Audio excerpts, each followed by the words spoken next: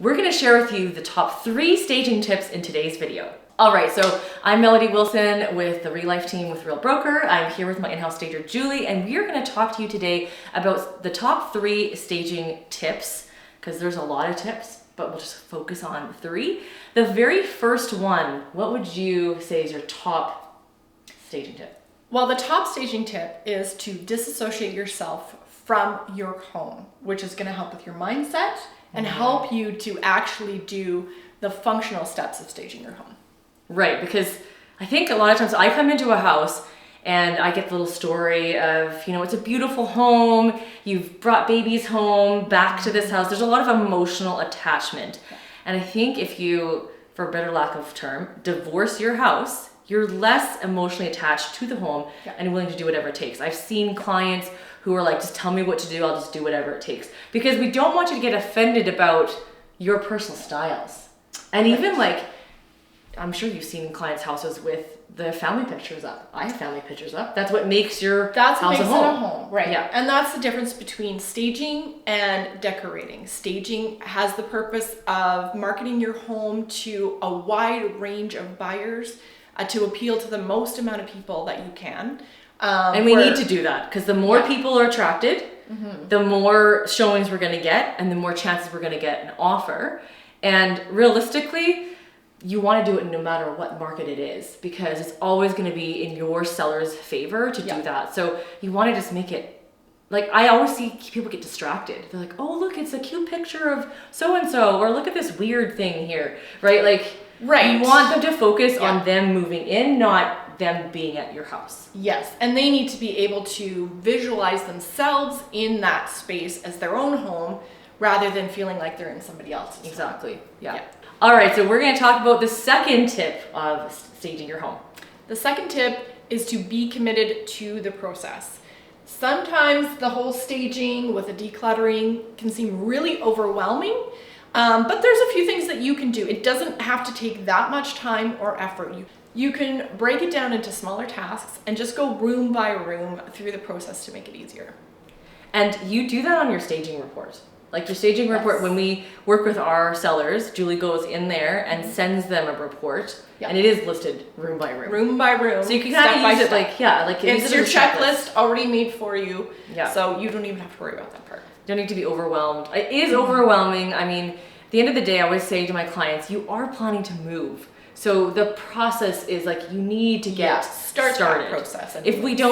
If you're not packing and you're not like, I'm not sure, then maybe selling is maybe not what you're trying to do. So be committed. And I 100% agree with that because when we come on media day, it's so important to see the house like ready to go instead of, it looks the same as when we came in here the first time. And that does not help anybody in terms of getting your house sold for the most amount of money. And that's the whole point of staging. It's to make your house look the best so that we can get the highest return and sell it the fastest. Yeah. So the third tip is decluttering. I think we all kind of know that this is a big part of staging and selling your home. There's all this clutter that we all have and builds up in different areas.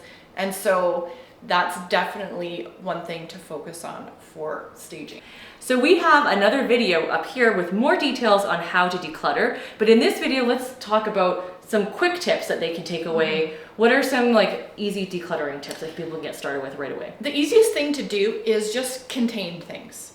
So if there's stuff around, if you find some inexpensive container or basket that you can throw it in, already it looks more organized and it looks more pleasing to the eye. That's why the baskets are such a popular thing. I wish we had a container store here in Canada, but we do not. And it's a cheap way to also keep things, easy access, right? Easy, so stuff you need every day, you can still access it, but it looks a lot nicer when people are coming in to view your home and it looks a lot nicer in photos. So areas like your mudroom, your pantry, your living room or wherever your kids play. Your kids. So let's talk about kids for a second. Let's be honest, parents. We all have children, especially when they are younger, that have a lot of stuff. And I know we don't want to make them sad or whatever, but we need to kind of, here's a tip. putting away the majority of your kids' toys and packing them away, even if you're not moving, and bringing them back out every season, it's like Christmas all year round. Yes. So that being said, how much of the toys do people typically need to put away when you go to their house? I would say 50% probably. I mean, that goes with most categories of our items. We probably don't actually use most of that stuff as much as we think we do. If you can minimize these categories of items by about 50%, and it's going to help a lot. Mom tip, do it when your kids are sleeping. Because when the kids are awake, they're going to fight you. That's when you take out the toy that they haven't played with for months, and you're trying to get rid of it, and they see it, and it's like the world is ending. And it's their favorite toy all of a sudden. Yes, So, yes, exactly. we're both moms.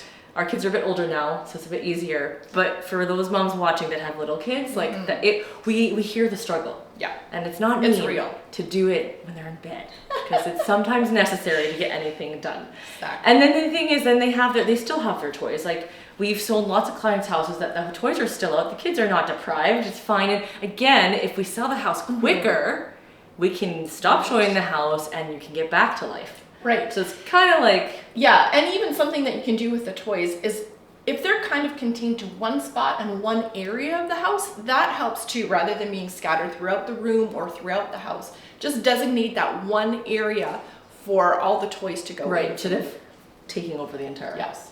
Yes. Yeah. What else can we kind of leave everyone with in terms of like a decluttering thing that we could do? Oh, I know. Oh, right.